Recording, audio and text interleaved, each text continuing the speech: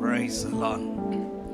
கத்த நல்லவர், ரொம்ப ரொம்ப நல்லவர். சொல்ல கத்த நல்லவர். ஆமா, நம் கத்த நல்லவர். சூப்பர். விசேஷமாக இந்த நாளிலும் ஆமா கர்த்தருடைய கிருபை அளவில்லாமல் நமக்கு தேவையாயிருக்கிறது. ஏன்னா வேதம் சொல்லுது, நிற்பதும் அவருடைய கிருபை. ஆகவே கர்த்தருடைய கிருபையினாலே நம்மை நிரப்பி வாழ வைத்திருக்கிறார், நம்மை நடத்தி கொண்டு வருகிறார். சரி, கர்த்தருக்கு ஸ்தோத்திரம். நேரடியாக இதனுடைய வார்த்தைக்குள்ள நம்ம போகலாம். 2 கொரிந்தியர் 8ஆம் அதிகாரம் 9வது வசனம். 2 கொரிந்தியர் 8ஆம் அதிகாரம் 9வது வாக்கியத்தை சத்தமாக நான் வாசிக்க கேட்கலாம்.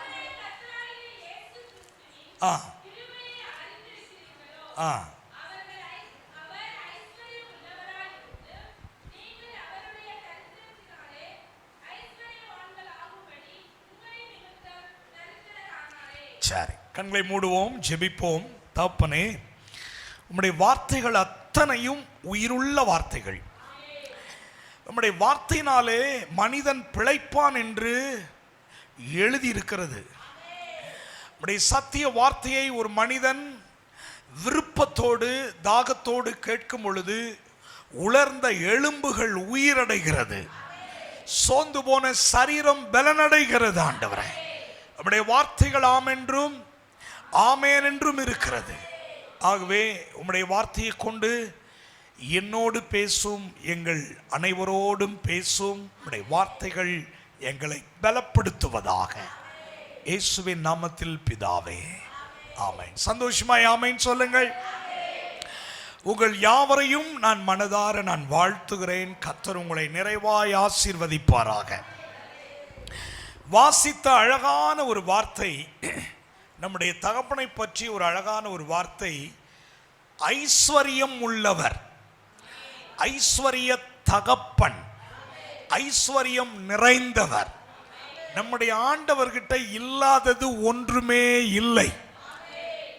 வேதம் சொல்லுகிறது, வானம் அவருக்கு சிங்காசனம், பூமி அவருக்கு பாதபடி என்று சொல்லப்பட்டிருக்கிறது.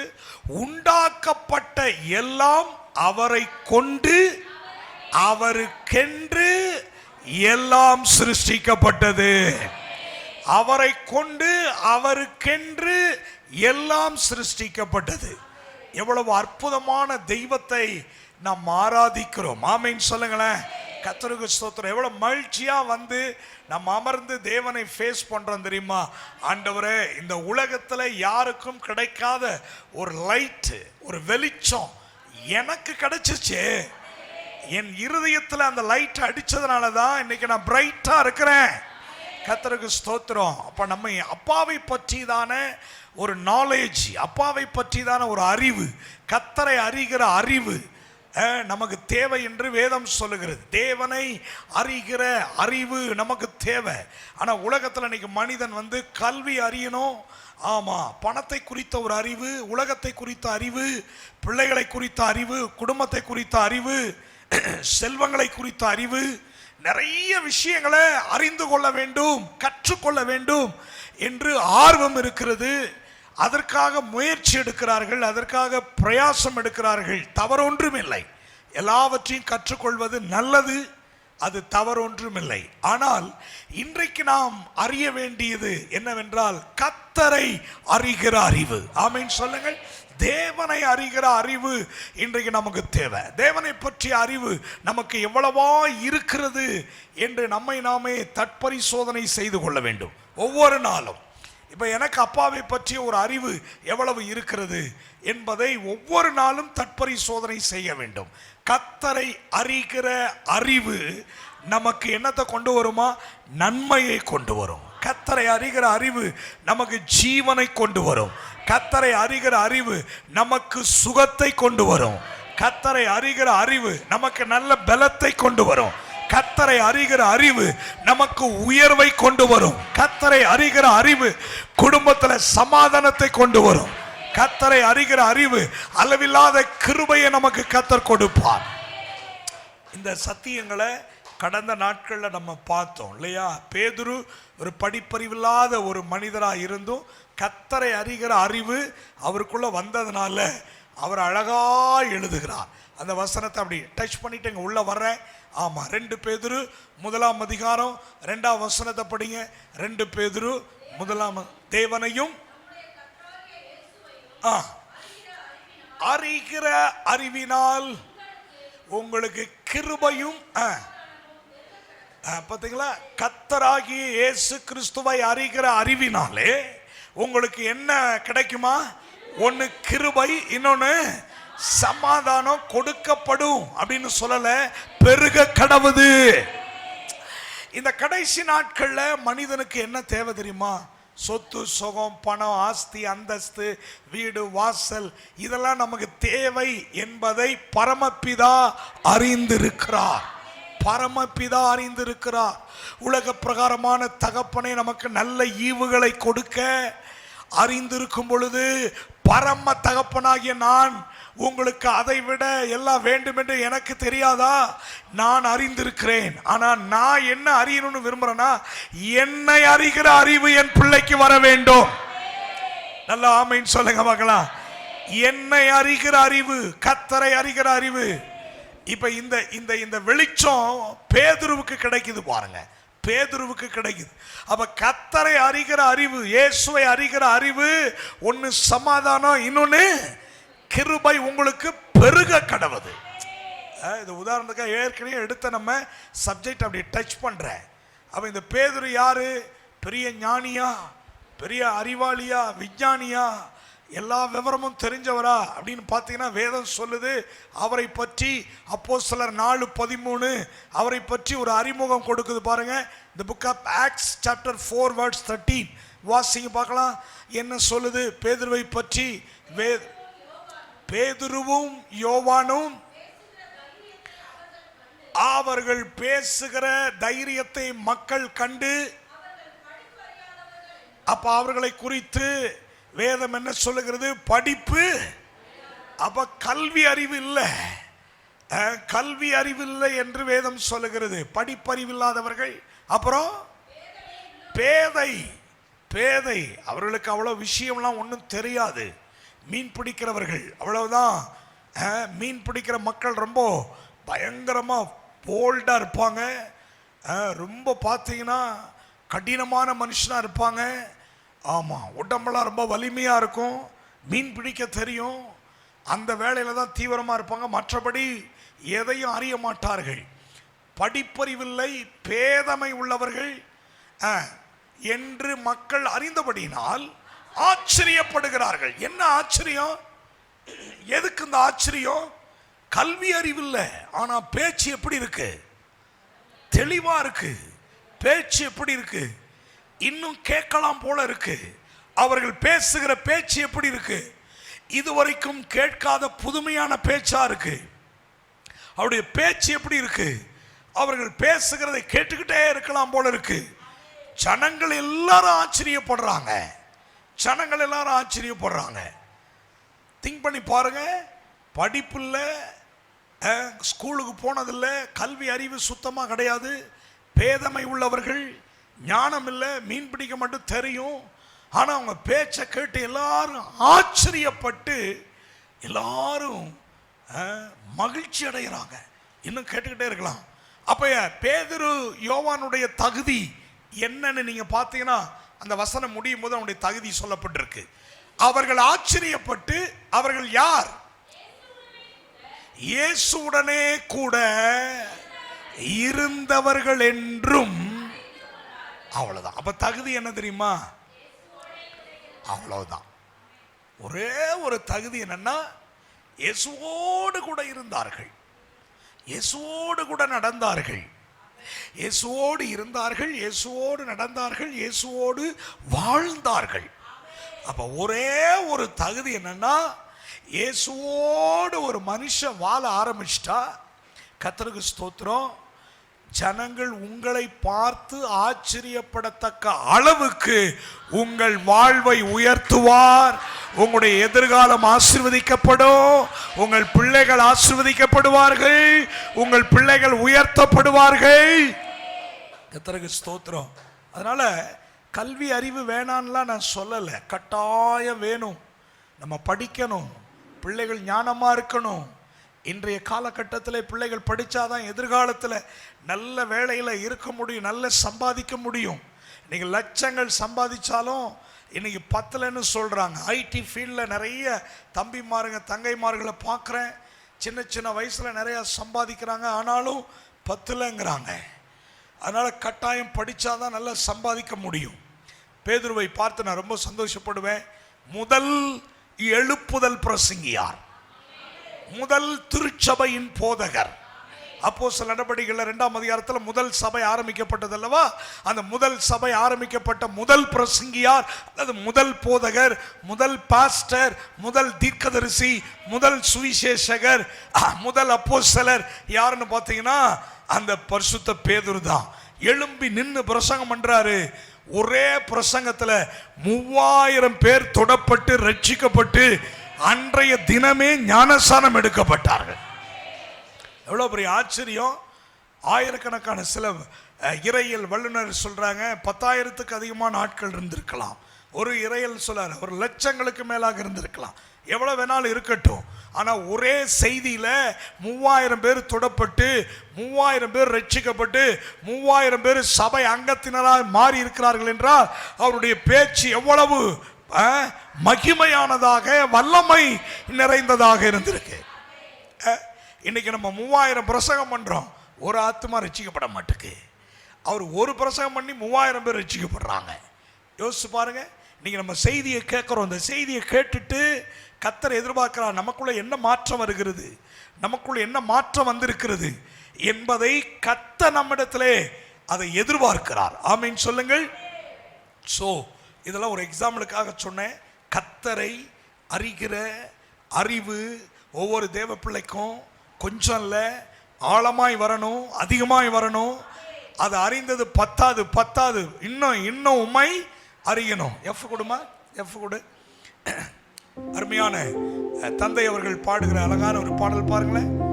அவரோட பழகி இருக்கிறேன், அவரோட நல்ல ஒரு ரிலேஷன்ஷிப் இருக்கு. ஆனால் அவர் எழுதின பாட்டு எப்படி பாடுறாரு பாருங்களேன். எப்பொழுதுமே 24 hours தந்தை பெர்க்மான்ஸ் அப்பா அவர்கள் ஆண்டவரோட உறவாடிட்டு இருக்கிற ஒரு மனுஷன், சரிங்களா? அவர் ரூம்ல அவரை தவிர வேற யாருமே கிடையாது. அவர் பரிசுத்த ஆவியானவர். எப்போ பார்த்தாலும் இப்படி ஒரு மனுஷனை லைஃப்லயே நீங்க பார்த்துருக்க மாட்டீங்க. அப்படி ஒரு தேவ மனுஷன். கடைசி மீட்டிங் அங்க டீச் பண்ண போகும்போது என் ரூம்குள்ள எபியை கூட்டிட்டு வாங்கினாங்க. அப்போதான் அவர் ரூம்குள்ள போறேன். அப்படியே கிறிஸ்துவின் வாசனை, கிறிஸ்துவின் நற்கந்தம், ஜெபம், அப்படியே இந்த அறை முழுவதும் தேவ பிரசனம் எப்படி இருக்கும் யோசிப்பாரு. உள்ள போனவனு சொல்றாரு, எனக்கு ஜெபம் பண்ணி எபிங்கிறார். அப்பா நீங்க தான்ப்பா எனக்கு ஜெபம் பண்ணணும். இல்லை நீ முதல்ல எனக்கு ஜெபம் பண்ணு. எவ்வளவு பெரிய ஆசீர்வாதம்! வார்த்தையே வரல, என்ன சொல்லி அவரை நம்ம வாழ்த்த. வயதும் இல்லை, அனுபவம் இல்லை. ஆனால் அந்த ரூமில் உட்காந்து நான் சொல்லி ஜெபம் பண்ணேன். அப்பா இந்த கடைசி நாட்களில் எங்கள் தமிழகத்தில் இப்படி ஒரு தேவ மனிதனை எழுப்பியதற்காக ஸ்தோத்திரம். இவரை கொண்டு ஒரு ஆராதனையின் அபிஷேகம் உலகம் முழுவதும் ஒட்டுமொத்த தமிழ் மக்கள் இருக்கின்ற எல்லாரும் இன்றைக்கு பாடி ஆராதிக்கிறோம், துதிக்கிறோம். நான் ஒரு பாட்டை ரசித்து ருசித்து பாடுவேன். கர்த்தருக்கு ஸ்தோத்திரம். அதனால எங்கள் அப்பாவுக்கு தீர்க்காயுசை கொடுங்கப்பா, சரீர சுகத்தை கொடுங்க, நல்ல ஆரோக்கியத்தை கொடுங்க. இன்னும் எங்கள் தேசத்தில் அவர் பல ஆண்டு அவர் ஜீவனோடு ஆரோக்கியமாக இருக்கணும். செல்லும் இடமெல்லாம் ஜனங்கள் ரட்சிக்கப்படுகிறார்கள். யோசிச்சு பாருங்க. அவரை பற்றி போன வாரம் ஒருத்தர் சொல்றார், துபாய் கூப்பிட்டுருக்கிறாங்க, போயிருக்கிறார். துபாய் போய் இறங்கின உடனே பார்த்தீங்கன்னா பயங்கரமான ஏர்போர்ட்டில் ஏராளமான ஜனங்கள், ரோடெல்லாம் பிளாக் ஆயிடுச்சு. அரசாங்கமே மிரண்டு போச்சான். யாருப்பா அது இந்தியாவிலிருந்து வந்திருக்கிறாங்க, எல்லாம் பயங்கரமாக ரோடெல்லாம் பிளாக்கு. அப்படி பெரிய பொலிட்டிக்கல் லீடரா, அரசியல்வாதியா, அல்லது பிஸ்னஸ் மேனா, தொழில் அதிபர்களா, அல்லது கல்விமானா, யார் அவர்கள் அப்படின்னு ரிசர்ச் பண்ணோன்னே எல்லாம் சொன்னாங்க. அவர் வேற யாரும் இல்லைங்க, இயேசுநாதருக்கு ஊழியம் செய்கிற ஒரு போதகருங்க. இப்படி ஒரு போதகரா, ஆச்சரியமா இருக்கு.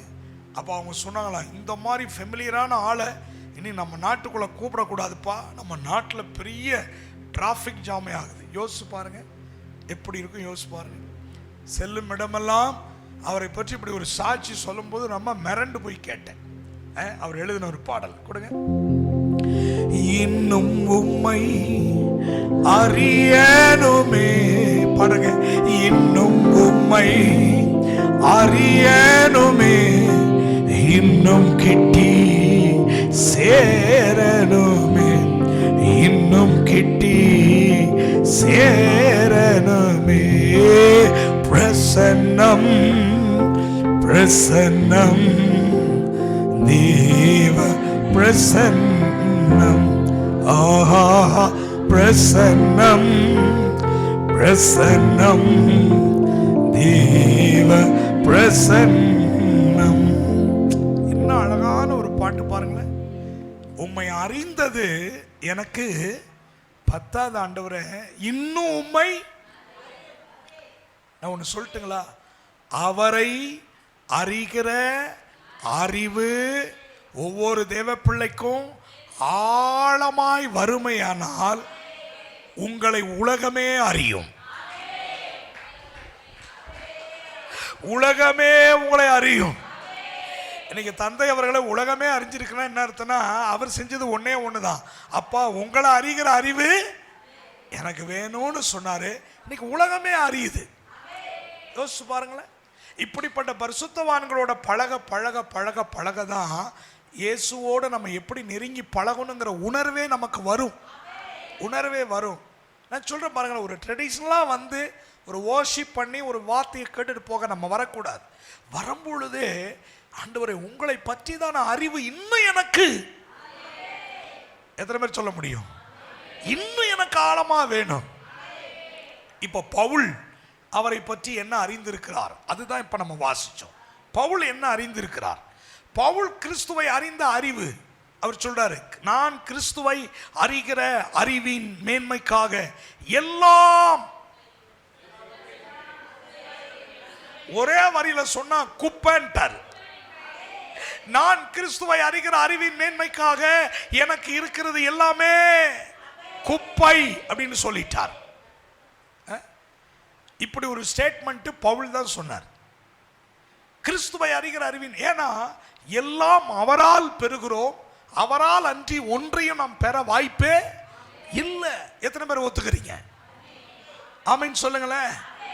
ஆமா, எல்லாம் அவரால் கொடுக்கப்படுகிறது, எல்லாமே அவரால் நாம் பெற்றுக்கொள்ளுகிறோம், அவரால் அன்றி நாம் ஒன்றும் பெற முடியாது. கர்த்தருக்கு. அதனாலதான் அவரை அறிகிற அறிவு வந்த உடனே பவுல் சொல்றாரு, என் கல்வி, என்ன பெரிய படிப்பாளி, ஞானவான், என் கல்வி, என் சொத்து, என்னுடைய ப்ராப்பர்ட்டி, என்னுடைய ஃபேமிலி பேக்ரவுண்டு, நியாயப்பிரமாணத்தில் வைராக்கியம் உள்ளவன், என்ன போல யாருமே பிரமாணத்தை கை கொள்ளவில்லை, அப்படிலாம் பெருமையாய் பேசி கொண்டிருந்த பவுல் சொல்றாரு, கிறிஸ்துவை அறிகிற அறிவின் மேன்மைக்காக எல்லாம் நஷ்டம், எல்லாம் குப்பை, விட்டுட்டேங்கிறார். அப்ப இன்னும் உண்மை அறிகிற அறிவு எனக்கு அதிகமாய் வேண்டும். இப்ப அவருக்குள்ள ஒரு வெளிப்பாடு என்ன வந்திருக்கு? இப்ப வாசிங்களேன், 2 கொரிந்தியர் 8:9. என்ன அழகான ஒரு வார்த்தை. 2 கொரிந்தியர் 8:9.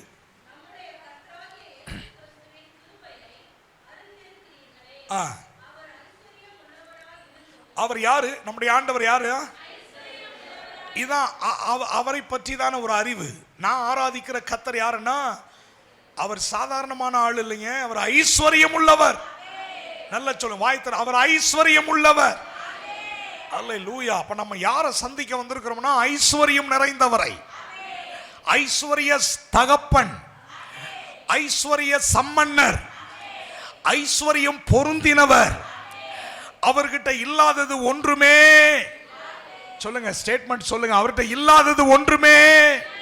சோ அப்படிப்பட்ட ஐஸ்வர்ய சம்மன்னர், ஐஸ்வர்யம் பொருந்தியவர், ஐஸ்வர்யம் உள்ளவராய் இருந்தும் நீங்கள் என்ன போட்டிருக்குங்க? அப்படி ஆப்போசிட்டா இருக்கு பாருங்க. ஐஸ்வர்யம்னு சொல்றாரு, அதுக்கடுத்து நேர் ஆப்போசிட் தரித்திரம்னா ஒன்றுமே இல்லை, நத்திங், ஜீரோ,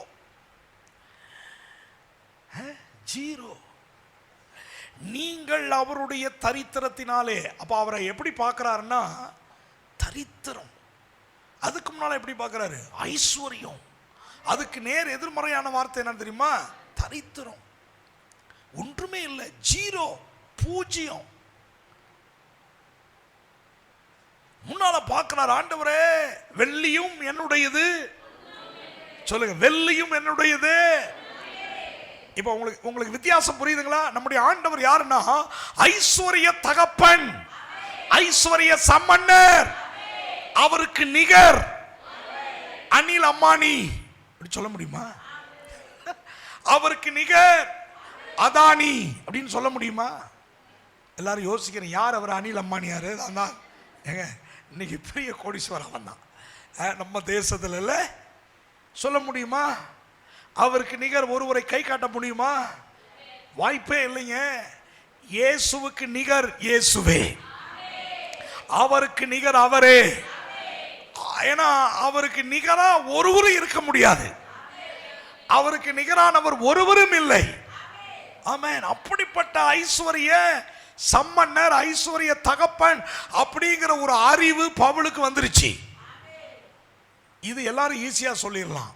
ஆனா அவர் தரித்திரர் அப்படிங்கிற அறிவு எனக்கு தெரிஞ்சு பரிசுத்த வேதத்துல பவுலுக்கு தான் அந்த அறிவு வந்திருக்கு. அவர் தரித்திரர், அவர் ஒன்றுமில்லை. இப்ப நான் அவரை பார்க்கிறேன், தரித்திரர்.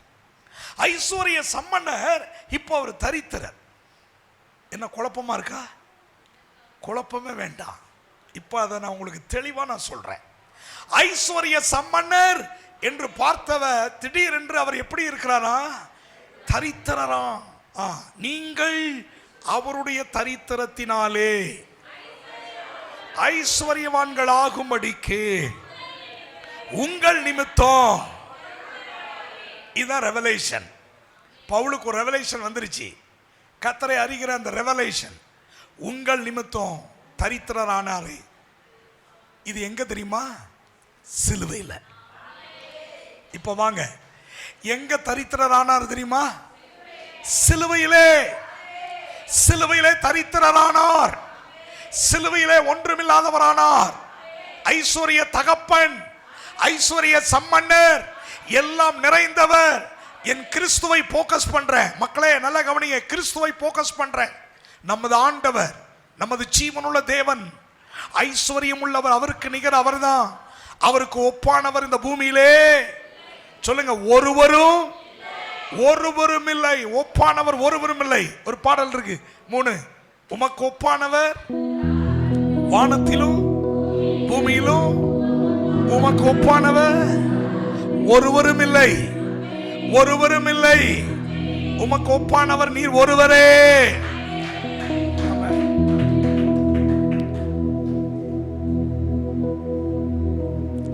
உமக்கொப்பானவர் யார்? உமக்கொப்பானவர் யார்? உமக்கொப்பானவர் யார்? உமக்கொப்பானவர் யார்? வானத்திலும் பூமியிலும் உமக்கொப்பானவர் யார்? வாயாரு. வானத்திலும் பூமியிலும் உமக்கொப்பானவர் யார்? அப்ப ஐஸ்வர்யம் உள்ள தகப்பன் இப்ப தரித்திரரா சிலுவையில தொங்குறார். ஒண்ணுமே இல்லை.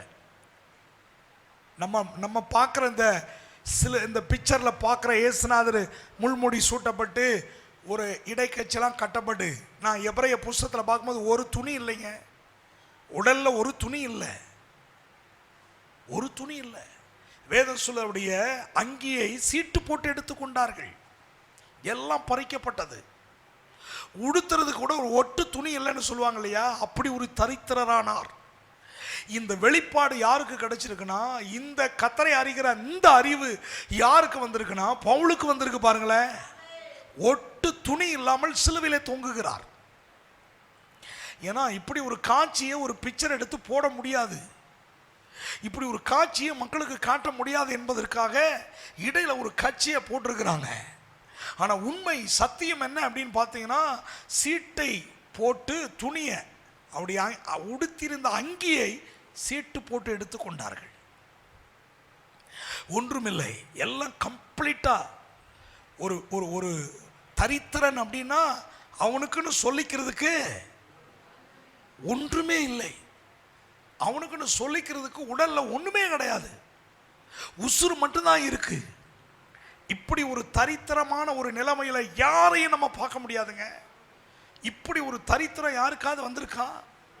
இப்படி ஒரு தரித்திரமான ஒரு நிலை யாருக்காவது வந்திருக்கா? இப்படி ஒரு தரித்திரத்தை இயேசு அடையணும்னு என்ன அவசியம் இருக்கிறது?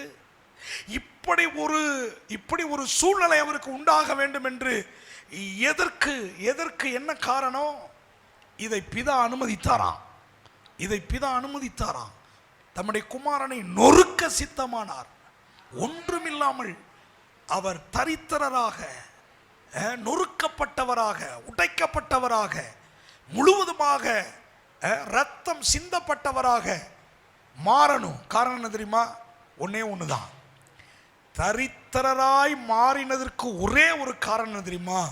உங்களையும் என்னையும் ஐஸ்வர்யம் உள்ளவர்களாக, உங்களையும் என்னையும் மேன்மையானவர்களாக, உங்களையும் என்னையும் ஒன்றுமில்லாத சூழ்நிலையிலிருந்து எல்லாம் உடையவர்களாக, எல்லாம் நிறைந்தவர்களாக. உங்களுக்கு புரியுதுங்களா? நம்மளை அப்படி மாற்ற வேண்டும் என்பதற்காக இயேசு சிலுவையிலே தரித்திரரானார். இயேசு சிலுவையிலே தரித்திரரானார்.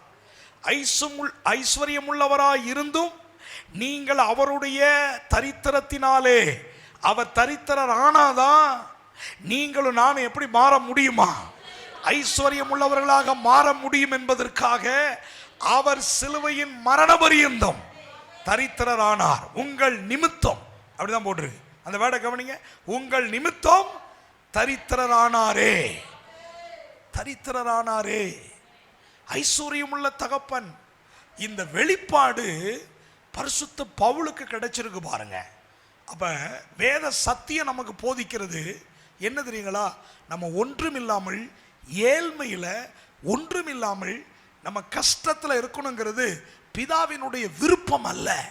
பிதாவினுடைய விருப்பம் என்ன தெரியுமா? என் பிள்ளைய கொடுத்த நோக்கமே என்ன தெரியுமா? தரித்திரர் ஆகும்படி, ஜீரோவாகும்படி சிலுவை வரைக்கும் கொண்டு போனுடைய நோக்கம் என்ன தெரியுமா? என் மனுக்குலம் தரித்திரத்திலிருந்து மீள வேண்டும், தரித்திரத்திலிருந்து மீட்டெடுக்க வேண்டும், தரித்திரத்திலிருந்து மேலோங்கி நிற்க வேண்டும். அதற்காக தான் குமாரனை சிலுவையிலே ஜீரோவாக்குகிறார். கர்த்தருக்கு ஸ்தோத்திரம். இதுக்கு மனப்பூர்வமா இயேசு என்ன செய்தாருங்க? அர்ப்பணிக்கிறார், ஒப்பு கொடுக்கிறார், சமர்ப்பிக்கிறார், தன்னை முழுவதுமாக விட்டு கொடுக்கிறார். கர்த்தருக்கு ஸ்தோத்திரம். ஒரு ரகசியத்தை உங்களுக்கு சொல்றேன் பாருங்களேன். இயேசு போகும்பொழுது வெள்ளியும் என்னுடையது, பொண்ணு என்னுடைய அப்படி சொன்னவர். அவர் போற வீட்டுக்கெல்லாம் இந்தாங்க உங்களுக்கு ஒரு 50 கிலோ வெள்ளி, 50 கிலோ தங்கம் அப்படின்னு நினைச்சு ஒரே ஒரு ஜெபம் பண்ணியிருந்தாருன்னா பிதா என்ன செஞ்சிருப்பார்? அனுமதிச்சிருப்பார். ஆண்டவரே, இப்பொழுது என் கைகளில் ஒரு 100 கிலோ தங்கம் வரட்டும் அப்படின்னா டக்குன்னு வந்துடும், உடனே கொடுத்துடலாம். ஒவ்வொரு வீட்டுக்கும் அதை செஞ்சிருக்கலாம். ஆனா எல்லா இடத்துக்கும் போனாரு, எல்லா வீட்டுக்கும் போனாரு, எல்லா இடத்துலையும் அவர் கொடுத்தது ஒன்னே ஒண்ணுதான். கண்டுபிடிச்சு சொல்லுங்க பார்க்கலாம். சமாதானம். சூப்பர். சுகம் கொடுத்தார். சூப்பர். கிருபையை கொடுத்தார். Super brother. அன்பை கொடுத்தார். சூப்பர். ஆஸ்தியை கொடுத்தாரா? ஆசீர்வாதத்தை கொடுத்தார். அருமை, அருமை, அருமை. என்ன அழகான வார்த்தைகள். என்ன கொடுத்தா? நான் ஒரே வரியில சொல்லவா? என்ன கொடுத்தா தெரியுமா? அவருடைய வார்த்தையை கொடுத்தார். என்ன இதுக்கு மெதுவா ஆமேன்னு சொல்லிட்டு விட்டீங்க?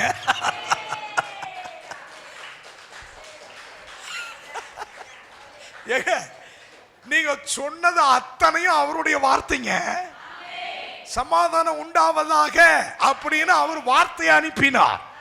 கிருபை உண்டாவதாக அவர் வார்த்தை அனுப்பினார். சுகம் உண்டாவதாக வார்த்தை அனுப்பினார். லாசருவே வெளியே வா என்று வார்த்தை அனுப்பினார். செத்தவன உயிரோடு எழும்பு என்று வார்த்தை அனுப்பினார். நீ போவோம் வேலைக்காரன் சுகமாய் இருப்பான் என்று ஆமேன் இல்லைங்க, வார்த்தை அனுப்பினார். வார்த்தை அனுப்பினார். ரகசியம். எவ்வளவு என்ஜாய் பண்ணி கேட்கறீங்க பாருங்க. அப்ப நீங்க புரிஞ்சுக்கணும், கர்த்தர் போற இடமெல்லாம் அவர் சொன்னது ஒன்னே ஒண்ணு அல்லது கொடுத்தது ஒன்னே ஒண்ணு, அவருடைய வார்த்தையை தான். வார்த்தையை தான் கொடுத்தார். வார்த்தையை தான் கொடுத்தார். அல்லேலூயா. அப்ப இப்ப இது என்ன தெரியுமா? இதுதான் ஐஸ்வர்ய பெட்டகம், ஐஸ்வர்ய புதை பொருளுங்க. இன்னும் ஒரு மாதிரி முழிச்சிட்டு பாக்குறீங்க. ஐஸ்வர்ய பொக்கிஷமே உள்ளதான் இருக்கு. இந்த ரகசியத்தை கண்டுபிடிக்கிறவர்கள் பாக்கியவான்கள். அப்ப நான் அதை சொல்றேன், திரும்ப திரும்ப சொல்றேன், இது ஐஸ்வர்ய பெட்டகம். ஆமென் சொல்லுங்களேன். நான் என்ன யோசித்தேன் அந்த வசனத்தை படிக்கும் போது, நம்ம வந்து ஏழ்மையில இருக்கணுங்கிறது பிதாவினுடைய விருப்பம் கிடையாது. கஷ்டத்துல இருக்கணுங்கிறது பிதாவினுடைய விருப்பம் கிடையாது. நம்ம கஷ்டப்படணுங்கிறது பிதாவினுடைய விருப்பம் இல்லை. நீங்க இந்த கண்டென்ட்டை புரிஞ்சுக்கணும். தரித்திரரானாரே, சிலுவையில தரித்திரரானாரே, அதுக்கு ஒரே ரீசன் என்ன தெரியுமா? நீங்களும் நானும் தரித்திரத்திலிருந்து வெளியே வர, தரித்திரத்திலிருந்து நம்ம வெளியே கொண்டு வர, தரித்திரத்திலிருந்து விடுதலை ஆக்கப்பட, தரித்திரத்திலிருந்து நம்ம முற்றிலும் ஜெயம் பெற, தரித்திரத்திலிருந்து நம்ம மேலோங்க, தரித்திரத்திலிருந்து நம்ம வெளியே வந்து நம்ம பிரகாசிக்க. அல்லேலூயா. சரி, ஐஸ்வர்யம் ஆகிறது ரெண்டாவது விஷயம். பணக்காரனா ஆக அப்படி விரும்புறது ரெண்டாவது விஷயம். அது கர்த்தரே செய்வார். ஆனா நான் என்ன போக்கஸ் பண்றேன்னா, ஏன் சிலுவையிலே தரித்திரரானா? நீங்களும் நானும் தரித்திரரா இருக்க கூடாது என்பது பிதாவினுடைய சித்தம், இயேசுவினுடைய விருப்பம். நீங்க கஷ்டப்படுறதை அவர் பார்க்க மாட்டார். ஆமென். இக்காலத்து பாடுகள் இனி வெளிப்படும் மகிமைக்கு ஒப்பிடத்தக்கவை அல்ல. அப்ப ஐஸ்வர்யம் உள்ள தகப்பன் சிலுவையிலே தரித்திரரானார். தரித்திரரானார். அவர் சிலுவையில தான் உடைக்கப்படுறார். சிலுவையில உடைக்கப்படுறார். ஒரு உதாரணத்துக்கு ஒரு அருமையான ஒரு வசனத்தை நான் உங்களுக்கு சொல்றேன் பாருங்க. யோவான் 12ஆம் அதிகாரம் 8வது வசனம். யோவான் 12ஆம் அதிகாரம் 8வது வசனம். சீக்கிரமாய் வாசியுங்கள்.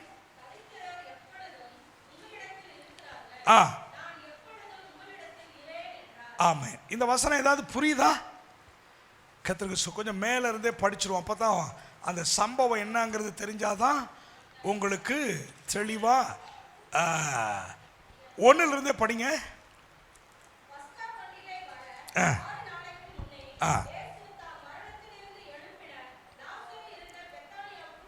வந்தார், பண்ணினார்கள்.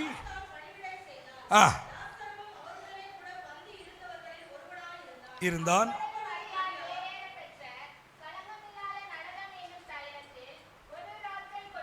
கொண்டு வந்து பூசி துடைத்தால்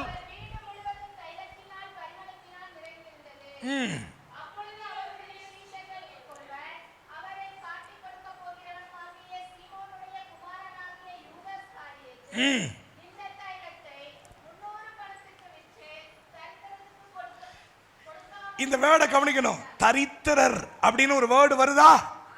அதை தான் நான் போக்கஸ் பண்றேன். தரித்திரருக்கு கொடாமல் அப்படின்னு யூதாஸ் காரியத்தை சொல்றாரு. தரித்திரர் நிறைய பேர் இருக்கிறாங்களே, கொடுத்துருக்கலாமே, இந்த தைலத்தை இப்படி வீணாக்கிட்டாலே அப்படின்னு எல்லாருமே ஃபீல் பண்றாங்க. அப்ப அதில் ஒருத்தர் சொல்ல, தரித்திரருக்கு கொடுத்துருக்கலாமே 300 பணத்துக்கு விற்று. அடுத்த வசனம். இவர் கொஞ்சம் விசேஷமான ஆளு. உண்மையிலேயே தரித்திரத்தின் மேல, தரித்திரம் உள்ள மக்கள் மேல பாரத்தில் சொல்லலை. ஏன்னா பணம் போய் அவர் கையில் இருக்கு, அவர் வந்து ட்ரெஸரராக இருக்கிறாரு. அதனால அந்த எண்ணத்தில் சொல்லலை. ஆமாம், அவர் வேற எண்ணத்தில் சொல்றாரு. பணப்பை வைத்து கொண்டு அதிலே இப்படி சொன்னான். இப்பதான் ஏசப்பா வாயை திறக்கிறாரு.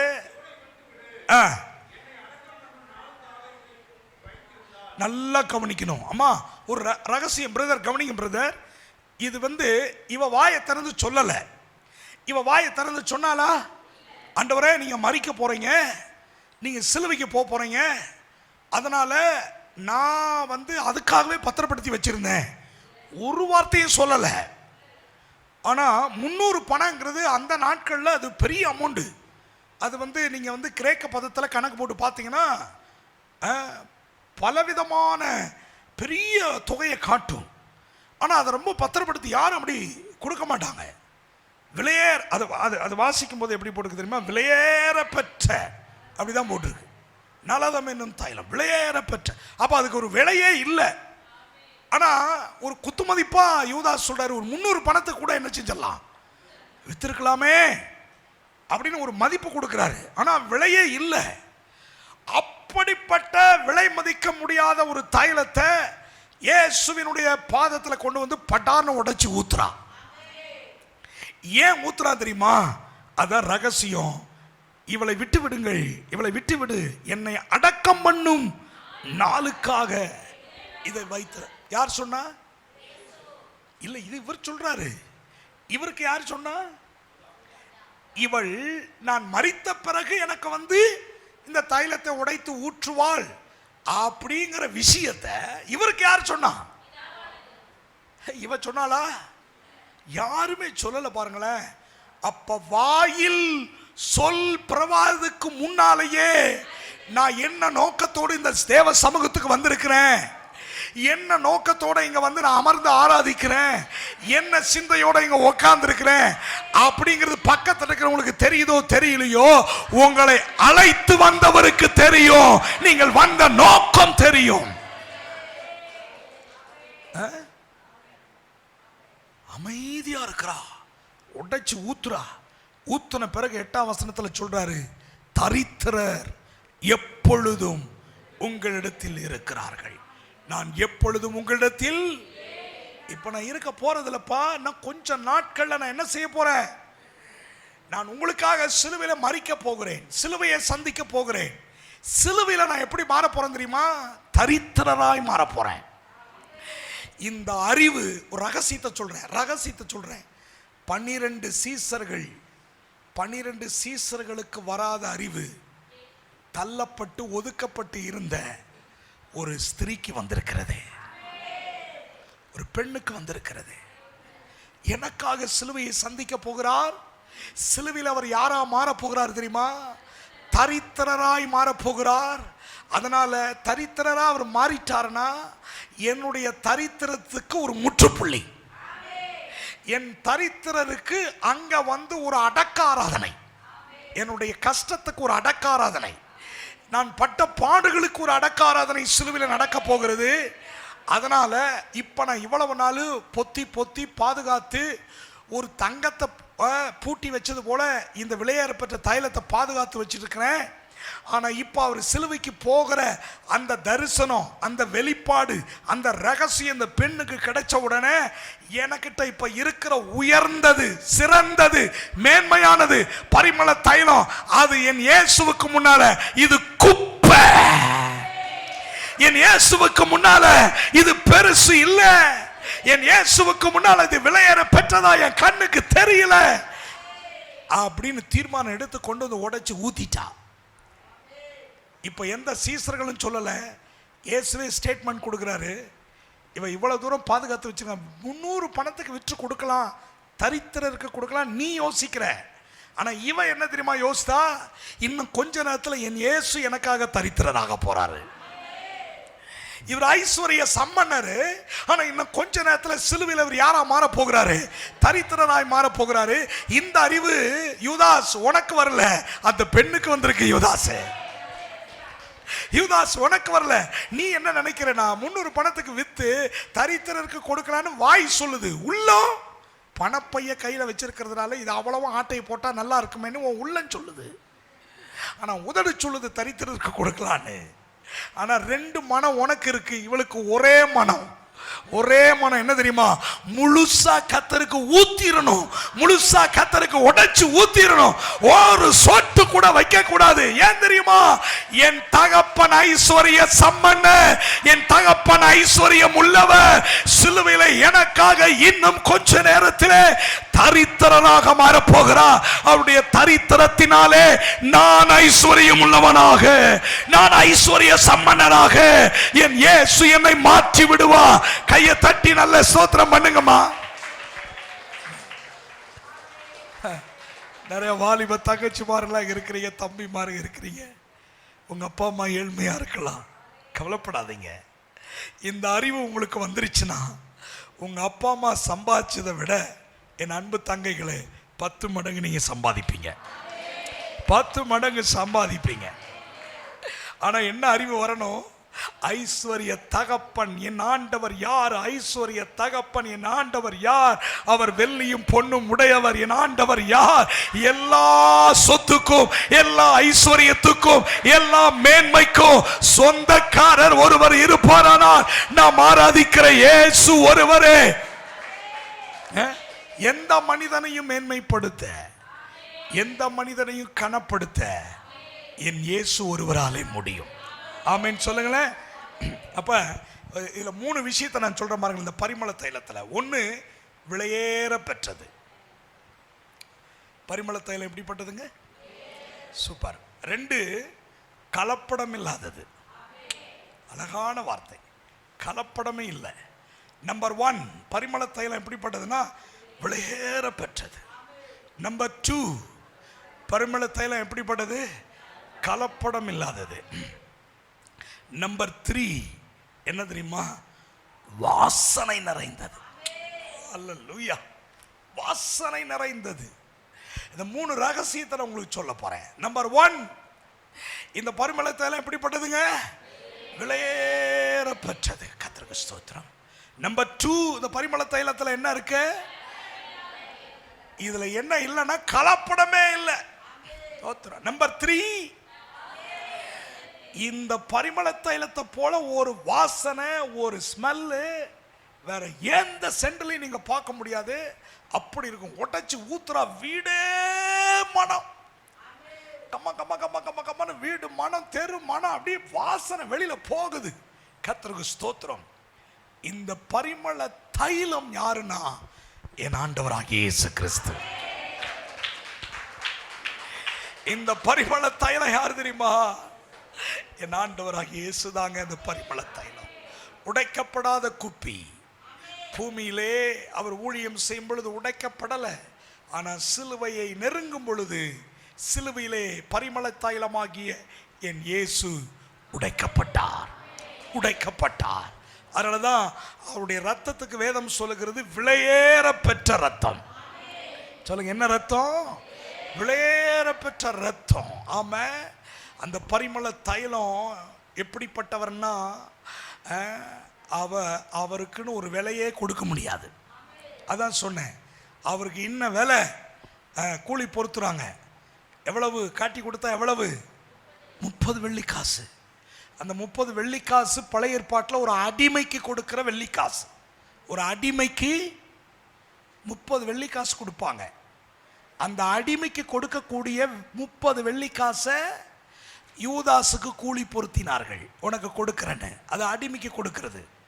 ஆனால் வேத சத்தியத்தின்படி பார்த்தீங்கன்னா அது உண்மை. ஏன்னா கல்வாரி சிலுவிலே உங்களுக்காக எனக்காக தரித்திரரானார்.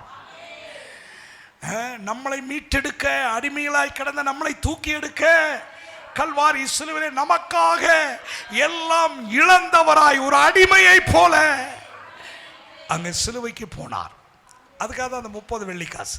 இந்த பழைய ஏற்பாட்டில் நடந்தது அப்படியே இங்கே ரோல் மாடலாக காட்டுறார். 30 வெள்ளிக்காசு ஒரு அடிமைக்கு தாங்க கொடுப்பாங்க. அந்த 30 வெள்ளிக்காசை கூலி பொறுத்துறான். என் ஆண்டவருக்கு விலை கொடுக்க முடியுமா? என் ஆண்டவருக்கு விலை சொல்ல முடியுமா? இயேசு கிறிஸ்துவின் ரத்தம் சொல்லுகிறது விலையேற பெற்ற ரத்தம், விலையேற பெற்ற ரத்தம். கர்த்தருக்கு ஸ்தோத்திரம். அப்ப அவர் யார் அப்படின்னா விலையேற பெற்றவர். 2வது யாருன்னா கலப்படம் இல்லை. என் ஆண்டவர்கிட்ட என்ன கிடையாது தெரியுமா? கலப்படமே இல்லை. என் ஆண்டவர்கிட்ட எந்த கலப்படமும் இல்லை. என் ஆண்டவர் எப்படிப்பட்டவர்னா பரிசுத்தம் உள்ளவர், பரிசுத்தத்துக்கு பேர் போனவர், பரிசுத்தத்தினுடைய உச்சக்கட்டமே அவர்தான், பரிசுத்தத்தின் சிகரமே அவர்தான். அப்படிப்பட்ட தெய்வம் கல்வாரி சிலுவில உடைக்கப்படுவதற்கு முன்பதாக பரிமள தைலம் உடைக்கப்பட்டு அவருடைய பாதத்திலே ஊற்றப்படுகிறது. பரிமள தைலம் உடைக்க அப்பதான் சொல்றாரு, நீங்கெல்லாம் பெற்றுக்கொள்ளாத ஒரு வெளிப்பாடு அவளுக்கு கிடைச்சிருக்கு. ஏன்னா நான் மரணத்தை சந்திக்க போறேன், சிலுவைக்கு போக போறேன், தரித்திரனா மாற போறேன், நான் கஷ்டப்பட போறேன், நான் பாடுபட போறேன். ஏன் தெரியுமா? இந்த அறிவு உங்களுக்கு வரல, இந்த அறிவு அந்த பெண்ணுக்கு வந்திருக்கு. அதனால அவளை தடை பண்ணாதீங்க, அவளை விட்டு விடுங்கள், அவ உடைச்சு ஊத்தட்டும். அமைதியா இருக்கிறார், அமைதியா இருக்கிறார். அப்ப அந்த பரிமள தைலம் யாருன்னா நம்முடைய ஆண்டவராகிய இயேசு. நம்முடைய ஆண்டவராகிய இயேசு கல்வாரி சிலுவையில் உடைஞ்ச உடனே என்ன நடக்கு தெரியுமா? ஊரெல்லாம் வாசனை. இதுதான் கிறிஸ்துவின் நற்கந்தம். கிறிஸ்துவின் நற்கந்தம். இன்னைக்கு உலகமே இன்றைக்கு இயேசுவை ஆராதிக்கிறார்கள். உலகமே இயேசுவை பேசிட்டு இருக்கிறோம். உலகமே இயேசுவை போற்றி கொண்டே இருக்கிறோம். இரவும் பகலும் இரவும் பகலும் பகலும் இரவும் ஒருவரை குறித்து பிரசங்கம் பண்ணப்படுகிறது என்றால் அது ஒரே ஒருவர், இயேசு கிறிஸ்துவை தவிர இந்த உலகத்தில் வேற எவரும் கிடையாது. வேற எவரும் கிடையாது. எவரும் கிடையாது. கர்த்தருக்கு ஸ்தோத்திரம். இப்போ ஒன்று சொல்லட்டுங்களா? உலகமே பேசப்படுகிற தெய்வம் நம்முடைய தெய்வம். அவரை அறிகிற அறிவு, கவனிங்க கவனிங்க கவனிங்க, லிசன் லிசன். அவரை அறிகிற அறிவு உங்களுக்கும் எனக்கும் வந்துருச்சுன்னா உங்களை பற்றி ஊர் பேசும், உறவுகள் பேசும், நண்பர்கள் பேசுவார்கள். ஏனென்றால் அவரை அறிகிற அறிவு உலகம் அறியும்படி கர்த்தர் உங்களை உயர்த்துவார். உலகம் அறியும்படி கர்த்தர் உங்களை கனப்படுத்துவார். உலகம் அறியும்படி கர்த்தர் உங்களுடைய தரித்திரத்தை மாற்றி தரித்திரத்திலிருந்து விடுதலையாக்கி கர்த்தர் உன்னை மேலாக உயர்த்தி வைப்பார். எத்தனை பேர் விசுவாசிக்கிறீங்க? எத்தனை பேர் நம்புறீங்க? 2 கொரிந்தியர் 6:10 வாசிங்க. 2 கொரிந்தியர் 6:10. பவுல் அந்த வசனத்தை சொல்லி நாம் ஜெபிக்க போகிறோம்.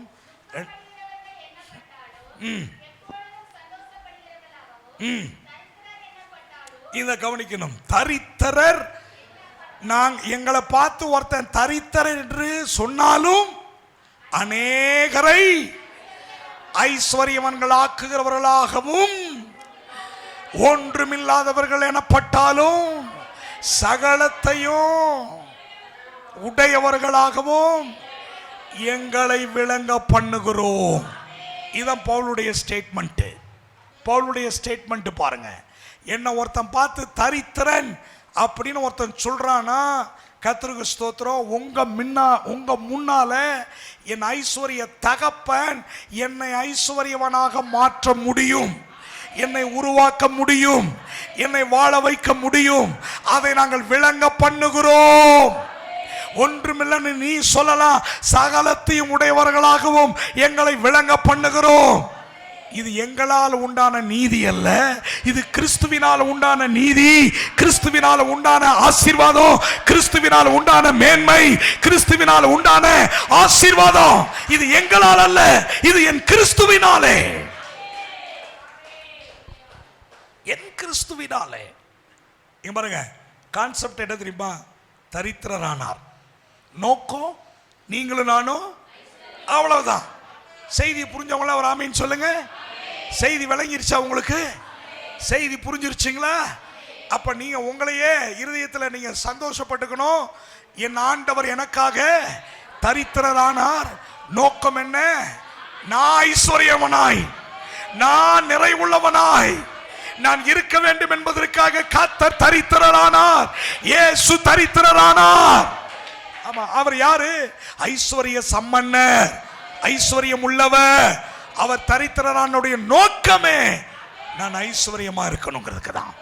ஆமீன் சொல்லுங்களேன். அப்ப நான் ஒரு காரியத்தை சொல்றேன் பாருங்களேன். மனசுல பெருசா நினைங்க.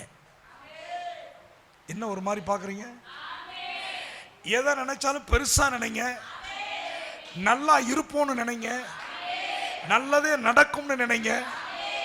தப்பு தப்பா நினைக்காதீங்க. நாளா அப்படின்னு இழுக்கவே கூடாது. அப்படி இழுத்துட்டோம்னா இந்த பிரசங்கம் கேட்டது வேஸ்டா போயிடும். ஆமீன் சொல்லுங்களேன். இப்படி துக்கமான வார்த்தைகள், ரொம்ப வேதனைப்படுத்துகிற வார்த்தைகளை நீங்களே உங்களை பற்றி சில பேர் கண்ணாடி முன்னால் போய் நின்று நீலாம் ஏன் பிறந்த, நிறைய பேர் போய் பேசுறாங்க கண்ணாடி முன்னால் நின்று. உன்னால ஒரு பிரயோஜனமும் இல்லை, உன்னால ஒருத்தரும் நல்லா இல்லை. நிறைய பேர் அப்படி பேசுறாங்க. பேசிடாதீங்க. கண்ணாடி முன்னால போய் நின்று நீங்க சொல்லணும், இந்த சமுதாயத்தில் நான் ஒரு ஐஸ்வர்யம் உள்ளவன், இந்த சமுதாயத்தில் நான் நல்லா வாழ்ந்திருக்க கூடியவன், இந்த சமுதாயத்தில் நான் ஆரோக்கியமா இருக்கிறவன், இந்த சமுதாயத்தில் மற்றவங்களுக்கு ரோல் மாடலா இருக்கிறவன். அதாவது இல்லாம இருக்கலாம், அதை பற்றி கவலைப்படாதீங்க. இருக்கிற மாதிரி பேசுங்க, வந்துடும். நான் உங்களுக்கு சொல்லிக் கொடுக்குறேன், புரியுதுங்களா? எதை பேசுறோமோ அப்படிதான் வாழ்க்கை, எதை சிந்திக்கிறோமோ அதான் வாழ்க்கை, எதை யோசிக்கிறோமோ அதுதான் வாழ்க்கை. நான் சொல்றேன், பெருசு பெருசா பாருங்க, பெருசு பெருசா பேசுங்க, நல்லதையே நினைங்க, நல்லதையே பேசுங்க, நல்லதையே பேசிக்கிட்டே இருப்போம். நல்லதையே பேச பேச பேச பேச இந்த வார்த்தை ஆம் என்றும் ஆமென் என்றும் இருக்கிறது. ஆகவே கர்த்தர் ஐஸ்வர்யம் உள்ள சம்பன்னர், அவர் எனக்காக தரித்திரர் ஆனார். காரணம், நான் ஐஸ்வர்யம் உள்ளவன் ஆகும்படிக்கு. அல்லேலூயா. அப்ப எல்லாமே கண்ணுக்கு முன்னால குப்பை. இப்ப நீங்க ஒருத்தரை தான் போக்கஸ் பண்ணணும். கிறிஸ்து ஒருவரே, இயேசு ஒருவரே என் மேன்மை. அவரை என்ன சொல்லுங்க? என் மேன்மை, என் மகிமை, என் பலன், என் சுகம், என் ஐஸ்வர்யம், என் சமாதானம், என் பலன், என் ஞானம். இங்க பாருங்களேன், இங்க சொல்லாதீங்கம்மா, இங்க இருந்து சொல்லுங்க. அது அவர் கேட்கட்டும், நம்மத்தில் வியாபித்திருக்கிறவர் கேட்கட்டும்.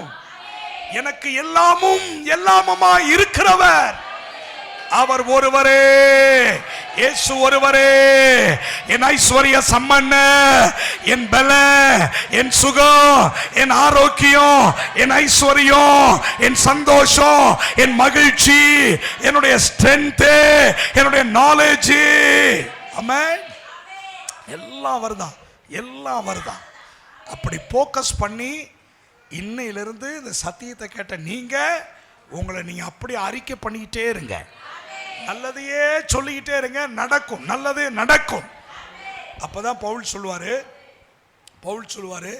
அந்த 2 கொரிந்தியர் 6:10 வாசித்தீங்கல்ல, அடுத்த வசனத்தை வாசிங்க, அடுத்த வசனத்தை வாசிங்க. 11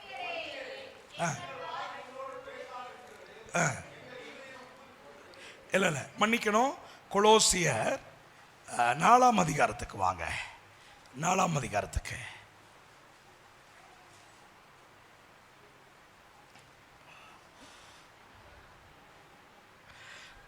வாசிங்க.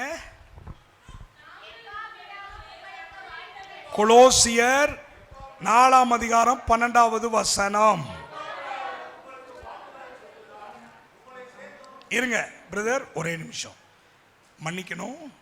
கொலோசியர் இந்த பக்கம் இருக்கு, பிலிப்பியர் 4ஆம் அதிகாரம் பின்னால திருப்பி 12ஆம் வசனம், 4:12. அதனால இங்க கொலோசியர்னு சொல்லிட்டேன். 4:12 பாருங்க, அழகா சொல்றாரு. 4:12 பிலிப்பியர் 4:12. தாழ்ந்திருக்கவும் எனக்கு, பாருங்க, இதை வாய் திறந்து பேசுறாரு. பவுல் எப்படி பேசுறாருங்கிறதுக்கு ஒரு உதாரணம். கவனிக்கிறீங்களா? கவனிக்கிறீங்களா? கவனிக்கிறீங்களா? சரி. தாழ்ந்திருக்கவும் தெரியும், அடுத்து வாழ்ந்திருக்கவும் எனக்கு தெரியும், எவ்விடத்திலும் எல்லாவற்றிலும் திருப்தியா இருக்கவும், பட்டினியா இருக்கவும், பரிபூர்ணம் அடையவும், குறைவுபடவும். சூப்பரான வேர்டு, போதிக்கப்பட்டேன். ஏதோ 1-2 சொன்னாங்கன்னு சொல்லல, இதெல்லாம் நான் ஆல்ரெடி என்ன செய்திருக்கிறேன்னா, லேர்ன் பண்ணி இருக்கிறேன், போதிக்கப்பட்டிருக்கிறேன், கற்றுக்கொண்டேன். ஒவ்வொரு நாளும் கற்றுக்கொண்டேன். திரும்ப அந்த வசனத்தை எல்லாரும் சேர்ந்து படிச்சிருவோமா? தாழ்ந்திருக்கவும் எனக்கு தெரியும், வாழ்ந்திருக்கவும் எனக்கு, எவ்விடத்திலும் எல்லாவற்றிலும் திருப்தியா இருக்கவும், பட்டினியா இருக்கவும், பரிபூர்ணம் அடையவும், குறையப்படவும் போதிக்கப்பட்டேன். எவ்வளவு அழகா சொல்றாரு பாருங்க. எல்லாம் போதிக்கப்பட்டேன். அதனால இப்ப ஃபைனல் ஸ்டேட்மெண்ட் சொல்றேன். என்ன தெரியுமா? அவர் யாருங்கிற அறிவு எனக்கு வந்துருச்சு. அவர் ஐஸ்வர்யம் உள்ள சம்பன்னர், சிலுவையில் எனக்காக தரித்திரர் ஆயிட்டாரு. அதனால இனி தரித்திரம் கிடையாது, இனி நான் கஷ்டப்படுறவன் கிடையாது, இனி வேதனைப்படுறவன் கிடையாது. நான் எப்படிப்பட்டவன் தெரியுமா? இப்ப சொல்றாரு பாருங்க, 13ஆம் வசனம். சேர்ந்து எல்லாரும் சொல்லுங்க, வாய் விட்டு சொல்லுங்க.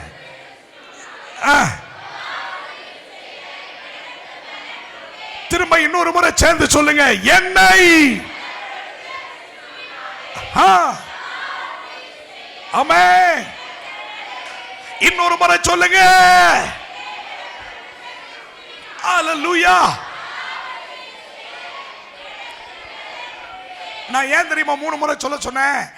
ஒரு முறை ஃபர்ஸ்ட் சொல்லும்போது இங்க இருந்து வந்துச்சு, 2வது முறை அரை இருதயம், 3வது முறை முழு இருதயம். அதுக்கு தான் திரும்ப திரும்ப அழுத்தம் கொடுத்து சொல்ல சொன்னேன். இந்த வசனத்தை நீங்க சொல்லணும். பவுல் சொல்றாரு, தரித்திரரானார் எதற்கு? என்னை ஐஸ்வர்யவனாய் மாற்றுவதற்கு. அதனால நான் எல்லா சூழ்நிலையிலும் போதிக்கப்பட்டிருக்கிறேன். சோர்ந்து போக மாட்டேன். எனக்கு வாழ்ந்திருக்க தெரியும், தாழ்ந்திருக்க தெரியும், பசியா இருக்க தெரியும், நல்ல திருப்தியா புசிக்கவும் தெரியும்.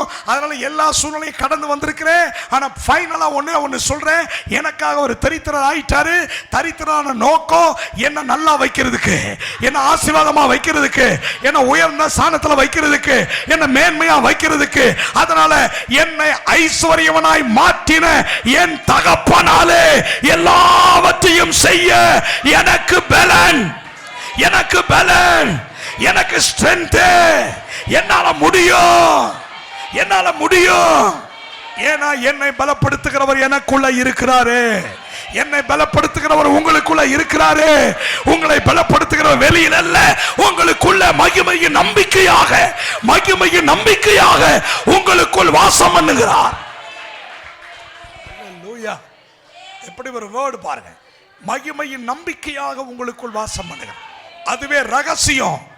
மகிமையின் நம்பிக்கையாக வாசம் பண்ணுகிறார். என்ன கவனிக்கிறீங்களா? மனுஷனை பார்க்காதீங்க, மனிதனுடைய மேன்மையை பார்க்காதீங்க, யாரையும் சுத்தி பார்க்காதீங்க. உங்க கண்கள் நேராய் நோக்க கடுவது கிறிஸ்து ஒருவரே. உங்கள் காதுகள் சத்தத்தை கேட்க கடுவது அவருடைய வார்த்தை மட்டுமே. வாய் பேச கடவது அவருடைய விசுவாச வார்த்தைகளை பேசுங்க. பவுல் சொல்றார், விசுவாசித்தேன் பேசினேன் என்று எழுதியிருக்கிறபடி விசுவாசத்தின் ஆவியை உடையவர்களாய் அந்த விசுவாசத்தினாலே பேசுகிறோம். பேசலாமா? எழுந்து நிற்போமா? பேசுவோமா? எல்லாரும் பேசுவோமா? கர்த்தருக்கு ஸ்தோத்திரம். நம்ம ஜெபத்தில் ஊழியக்காரர்கள் நடத்திட்டோம். அவர் நல்ல பேசுங்க, நல்ல சந்தோஷமா பேசுங்க. குறைய பேசக்கூடாது. நான் நல்லா இருப்பேன், ஒரு குறை இல்லாம இருப்பேன், வீடு வாசலோட இருப்பேன், நிறைவா இருப்பேன், பட்டினியா இருக்க மாட்டேன், திருப்தியா இருப்பேன், அநேகரை போஷிக்க வைப்பேன், அநேகரை ஆசீர்வதிக்கிற பாத்திரமாக கர்த்தர் என்னை வைப்பா. நல்லா இருப்பீங்க, நல்லா இருப்பீங்க, எல்லாரும் நல்லா இருப்பீங்க, வாழ்ந்திருப்பீங்க. ஆமே. எவனோ சொல்றான் நல்ல காலம் பிறக்குது. ஏய், நீ சொல்லாத, நான் சொல்றேன். நல்ல காலம் பிறக்குது, எல்லாருக்கும் நல்ல காலம் பிறக்குது. ஏனென்றால் சிலுவையில எனக்காக என் இயேசு தரித்திரரானா. கையை தட்டி சொல்லு, ஐஸ்வர்யவனாய் இருக்கும்படிக்கு தரித்திரரானா.